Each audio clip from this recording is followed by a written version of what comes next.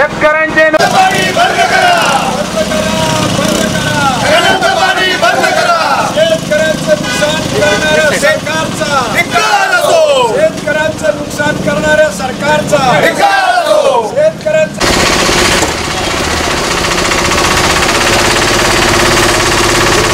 या ठिकाणी आमच्या रुंबोडी आणि रुंबोडी परिसरातील सर्व शेतकरी निळवंडे धरणाच्या उजव्या पाण्याच्या संदर्भामध्ये आज या ठिकाणी तहसीलदारांना निवेदन देण्यासाठी आम्ही आज या ठिकाणी आलो आहोत.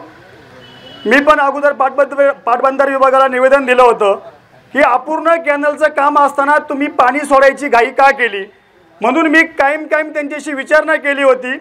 पण राजकर्ते एवढे बेफिकीर झालेत, सत्तेसाठी तुम्ही आज काही पण करण्याची तयारी आज ठेवू राहिलेत. पुढं विलक्षण पाहता तुम्ही पाणी सोडण्यासाठी फार मोठी घाई केली.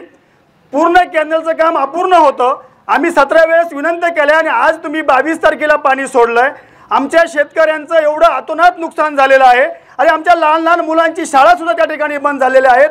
एवढा सुद्धा विचार आज हे शासन करत नाही आहे, हे विभाग करत नाही आहे. खऱ्या अर्थाने यासाठी आम्ही एक चांगल्या वातावरणामध्ये आम्ही त्याला सांगण्यासाठी आलो आहे की बाबांनो हे पाणी बंद करा. पाणी नेण्यासाठी आमचा विरोध नाही, परंतु हे टेस्टिंगसाठी पाणी आहे. हे पाणी ज्या क्षणी तुमच्या शेवटच्या टोकापर्यंत पोहोचेल त्या क्षणी ते बंद करा आणि अपूर्ण असलेले कामं तातडीने पूर्ण करा. आमची कुठलीही हरकत नाही आहे. आणि आम्ही आता 2 दिवस आज आणि उद्या, बरोबर ना साहेब, आज आणि उद्या आम्ही हे 2 दिवस वाट बघतोय. जर आमच्या असणाऱ्या जे निवेदन देतो त्याच्यामध्ये झालं नाही तर आम्ही स्वतः निळवंडे धरणावर जाऊन ते चाक बंद करणार आहोत. हा एक गोडीमध्ये सांगण्याचा प्रयत्न आम्ही या ठिकाणी करतोय. तेव्हा माझी प्रशासनाला विनंती आहे की अपूर्ण असणारे कामे तातडीने पूर्ण करा. या मुलाबाळांचं शिक्षण आज बुडतंय. आमच्या वाडीमध्ये जाण्या येण्यासाठी एक रस्ता नाही आहे, ते रस्त्याची फार मोठी हालत झालेली आहे आणि ते खरोखर गोडीमध्ये सांगण्यासाठी आम्हाला राहू संघर्ष करायला लावू नका ही विनंती करण्यासाठी आम्ही या ठिकाणी आलोय. पुढचं काय करते सावंत साहेब करते. आज रुंबोडी येथील सर्व ग्रामस्थ शेतकरी खरं तर निवेदन देण्यासाठी तहसीलला या ठिकाणी आलेले आहोत. जशी डाव्या कालव्याची सावंतसाहेब परिस्थिती होती तशीच उजव्या कालव्याची परिस्थिती त्या ठिकाणी प्रामुख्याने दिसली. 2 दिवस झाले सावंतसाहेब मी त्या ठिकाणी जाऊन आले. अक्षरशः त्या घरामध्ये पाणी, पूर्ण शेतामध्ये पाणी आणि त्या वाडीचा म्हणजे वस्तीचा, मालुंजकर वस्तीचा जवळजवळ 35 ते 40 कुटुंबांचा त्या ठिकाणी संपर्क तुटलेला आहे. अक्षरशः साहेब मुलांना तिथं शाळेत सुद्धा जाता येत नाहीये. अक्षरशः त्या तिथं नागरिकांना पण इकडून तिकडं जाण्यासाठी तिथं रस्ता नाही. खरं तर हापसे साहेबांनी सांगितलं होतं की त्या ठिकाणी लोखंडी पूल देण्यात येईल, मग नंतर त्या ठिकाणी पाणी सोडण्यात येईल. परंतु त्या ठिकाणी लोखंडी पूलही झाला नाही. अपूर्ण कामं, आमचा कुणाचाही पाणी खाली नेण्यास विरोध नाहीये, परंतु जे कामं अपूर्ण राहिलेले आहेत ते कामं पूर्ण करावेत. आणि आत्ता 2-3 दिवसापूर्वी हापसे साहेबांशी बोलणं झालं की जेव्हा पाणी शेवटच्या टोकापर्यंत पोहोचेल त्यावेळेस पाणी बंद करणार. परंतु मला समजलं की 1 महिना त्या ठिकाणी पाणी सुरू राहणार आहे. तर आमची म्हणजे गोडी गुलामत विनंती आहे प्रशासनाला की आम्ही या ठिकाणी 2 दिवस निवेदन देणार आणि 2 दिवस वाट बघणार आहोत. 2 दिवसात पाणी जर त्या ठिकाणी बंद झालं नाही तर आम्ही पाणी खाली नेऊ नाही देऊ शकतो. कारण जमिनी आमच्या, सगळं आमचा हक्कही आमचा आणि आम्हालाच त्या शेतकऱ्यांना त्या ठिकाणी त्रास आहे. तर आम्हाला 2 दिवस त्या ठिकाणी थांबणार आहोत. आम्ही 3ऱ्या दिवशी 2 दिवसात पाणी बंद झालं नाही तर 3ऱ्या दिवशी त्या ठिकाणी आम्ही परवा त्या ठिकाणी चाक बंद करणार सर्व ग्रामस्थ. या ठिकाणी एवढा प्रशासनाला माझा आमच्या शेतकऱ्यांच्या वतीने इशारा आहे. धन्यवाद. आज या ठिकाणी खूप आयत्या वेळी प्रातिनिधिक स्वरूपामध्ये मोर्चा घेऊन या ठिकाणी आलेलो आहे. तेव्हा हा मोर्चा आत्ता या ठिकाणी लहान दिसतोय. याच्यावर जर प्रशासन गेलं, पाटबंधारे खात्याचे अधिकारी म्हणजे हापसे साहेब वगैरे ते त्या ठिकाणी आले होते. आम्ही त्यांच्या कानावर सगळं घातलं, त्यांना सहकार्य करण्याचं प्रयत्न केला. परंतु ते सहकार्य करण्याच्या सुद्धा लायकीचे हे अधिकारी दिसत नाहीत, कारण त्यांनी वाऱ्यावर लोकांना सोडलं, आपापसात भांडा आणि मारामाऱ्या करा. पाणी जे काही पाझरतं आहे ते पाझरणारं पाणी नदीला सोडण्याचं सौजन्य किंवा त्यासंबंधीची जबाबदारीसुद्धा घेतली नाही. अशा प्रकारचे बेदरकार अधिकारी बेदरकार सरकारमुळं झालेले आहेत. आणि हे बेदरकार सरकार, हे नालायक सरकार, मी शब्द कठोर वापरतो याचं कारण असं की 8.5 TMCचं धरण हे इतका इतिहास त्याचा मोठा आहे की मी जेलमधून आल्यानंतर ते माळादेवीचं धरण बदलवलं आणि वर सरकवलं. तर अशा प्रकारचं ते धरण 76 साली शंकरराव चव्हाणांच्या हस्ते त्याचं भूमिपूजन झालं होतं. ते रद्द, ती जागा रद्द केल्यानंतर, तिथं मी आंदोलन केल्यानंतर ते बंद झाल्यानंतर पुन्हा त्याचं भूमिपूजन व्हायला, निळवंड्याचं भूमिपूजन व्हायला 93 साल उजाडलं. आणि 93 सालीसुद्धा जे पिंपळगाव जोगा हे आळेफाट्याच्या वरच्या बाजूला असलेलं धरण आणि निळवंडे धरण एकाच दिवशी यांचं भूमिपूजन शरद पवार साहेबांच्या हस्ते झालं. परंतु ते धरण 10-15 वर्षापूर्वी पूर्ण झालं आणि हे धरण मात्र 8.5 TMCचं धरण या महाराष्ट्रासारख्या प्रगत राज्यामध्ये 30 ते 31 वर्ष लागावीत. आणि त्याच्यामध्ये सुद्धा एवढा भ्रष्टाचार आणि एवढं वाईट काम झालेलं आहे की या सगळ्या धरणाचं मी कालच एक बाईट देऊन त्याच्यामध्ये सांगितलेलं आहे की या धरणाचं पूर्णपणे ऑडिट झालं पाहिजे, स्ट्रक्चरल ऑडिट झालं पाहिजे आणि बांधकामाच्या खर्चाचं सुद्धा ऑडिट झालं पाहिजे. अशा प्रकारचा बेजबाबदारपणा आणि प्रत्येक मंत्री तिकडं जाऊन क्रेडिट घेतोय की आम्ही ते आता पाणी तुम्हाला आणतो, आम्ही ते पाणी क्रेडिट घ्यायला आमचं काही हरकत नाही, तुम्ही केलं असं सगळं म्हणा, तुमचा कोणाचाही याच्यामध्ये कर्तृत्वाचा काडीचाही हिस्सा नाही. खताळ पाटील त्या काळातले आणि दत्ता देशमुख या मोठ्या नेत्यांनी या धरणांचं सगळं काम त्यावेळेला केलेलं आहे. तरी पण हे 8.5 TMCचं इतकं छोटंसं धरण महाराष्ट्रासारख्या प्रगत ह्या राज्यामध्ये 30 ते 31 वर्ष लागावीत. बेशरमपणाची शरम वाटायला पाहिजे या मंत्र्यांना की इथं आम्ही हे अमुक केलं आणि तमुक केलं असं सांगायची. तेव्हा असे बेशरमपणाचे मंत्र्यांपासून तर ह्या अधिकाऱ्यांपर्यंत त्यांना इशारा मला या ठिकाणी द्यायचा आहे की हे आंदोलन जर चिघळू द्यायचं नसेल, तुम्हाला शांततापूर्ण मार्गाने आम्ही सहकार्य द्यायला तयार आहे. आमच्या भागातून पाणी जाते, आमच्या जमिनी गेलेल्या आहेत, आमचं नुकसान झालेलं आहे, परंतु आता पाणी तरी सुरक्षितपणे घेऊन जा. त्या ठिकाणी या कॅनॉलमध्ये एवढी डोक्यावर आली झाडं आहेत आणि त्या झाडांवरून कागद टाकलेत, असा बेशरमपणा करण्याचं धाडस कुणी करील का? खरं म्हणजे तो पहिल्यांदा कॅनॉल साफ करून आणि त्याच्यानंतर त्याच्यावर प्लास्टिकचा कागद टाकायला पाहिजे होता.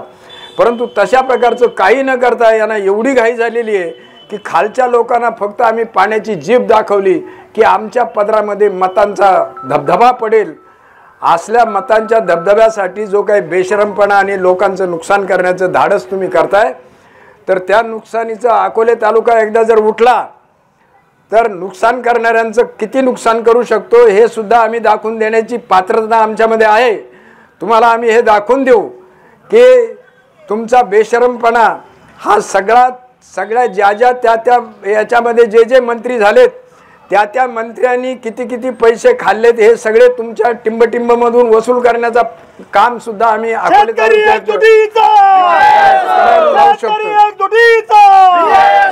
तेव्हा मित्रांनो, ह्या सगळ्या प्रशासनानं सुद्धा मला असं वाटतं की कालपासून ते हापसे साहेब एक्झिक्युटिव्ह इंजिनियर आहेत, त्यांनी खरं म्हणजे त्यांना मी सांगितलं होतं तुम्हाला आम्ही सहकार्य करतो, तुम्ही जर ठरवलेला एखादा प्लॅन ठरवा, कुठून पाणी न्यायचं ते प्लॅन ठरवा आणि तो प्लॅन ठरवल्यानंतर सर्वमान्य लोकांना झाल्यानंतर जर कुणी आडवा आला तर त्याच्यावर तुम्ही कारवाई करा, आम्ही त्याच्यामध्ये आडवं येणार नाही. अशा प्रकारचं अभय त्यांना दिलं असताना सुद्धा ते इकडं फिरकले सुद्धा नाही.